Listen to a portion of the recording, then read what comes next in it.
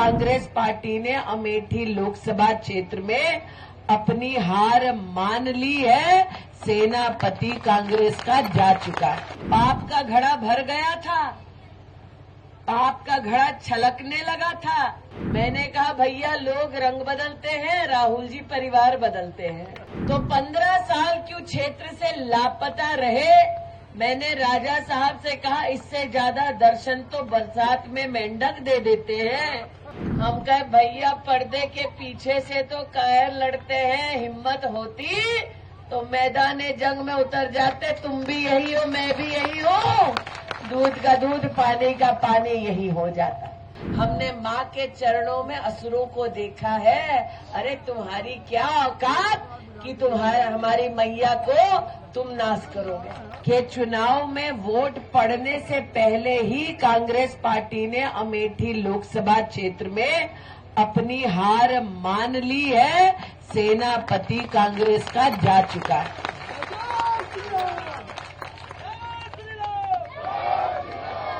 और ये राम का ही प्रकोप है भैया। पाप का घड़ा भर गया था, पाप का घड़ा छलकने लगा था।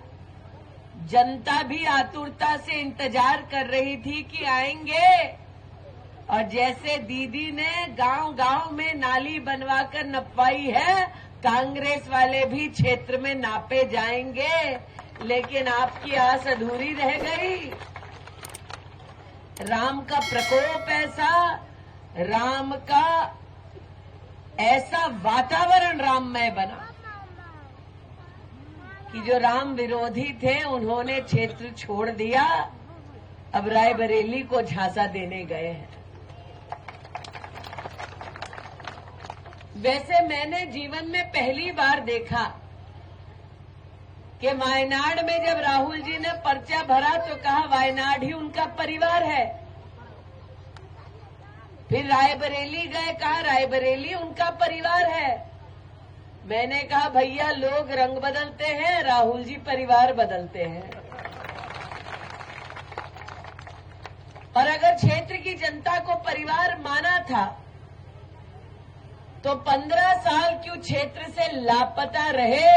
मैंने राजा साहब से कहा इससे ज्यादा दर्शन तो बरसात में मेंढक दे देते हैं।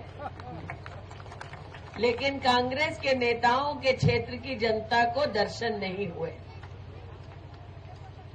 क्षेत्र की जनता जानती है कि अगर मैं सिर्फ ग्राम पंचायत खेकरुआ को देखूं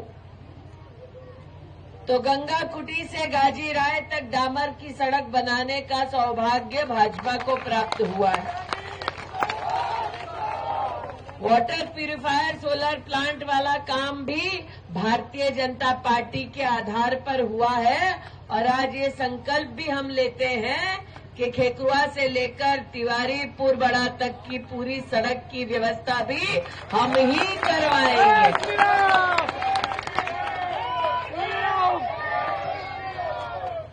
लेकिन ये बतलाइए, कम से कम मुझे तो पता है खेकरुआ कहाँ है। अगर कागज कलम राहुल जी को दे दिया जाए, प्रियंका जी को दे दिया जाए तो रास्ता तो छोड़ो, कलम उठाकर खेकरुआ भी लिख पाएंगे।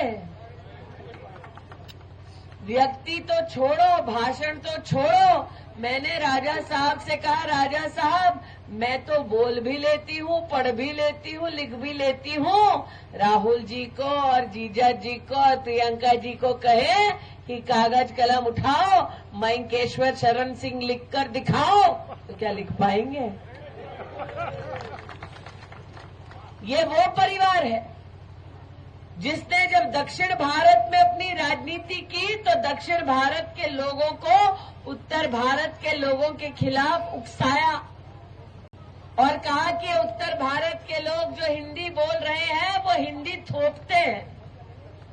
अब हम सब हिंदी भाषी हैं, हमने क्या अपनी भाषा कभी किसी पर थोपी है? नहीं थोपी। ये वो परिवार है जिसने वर्षों वर्ष अमेठी लोकसभा क्षेत्र से वोट लिया।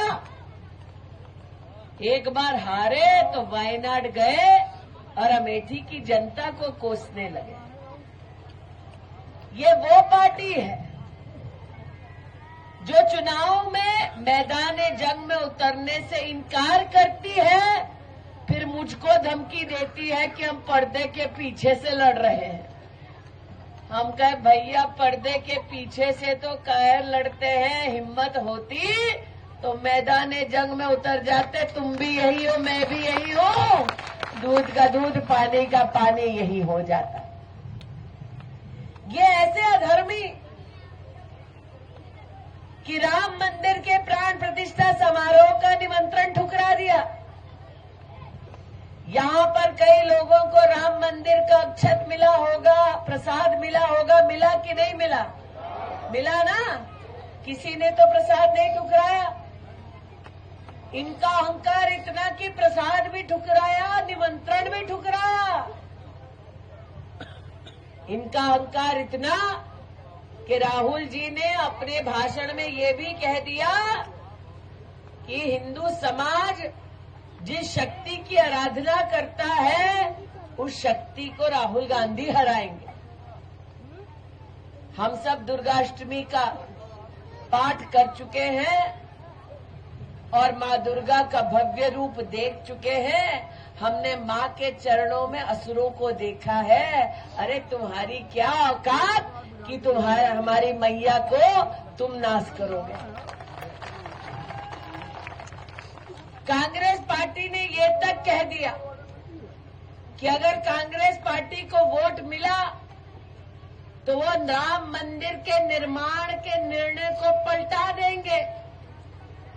मैंने जैसे ही कांग्रेस पार्टी के इस वक्तव्य को सुना तो राहुल जी से कहा, राहुल जी मैं गौरीगंज में रहती हूँ, वहाँ हनुमानगढ़ी का हनुमान जी का मंदिर है, दम है तो हनुमान मंदिर की ध्वजा को हाथ लगाकर दिखाओ।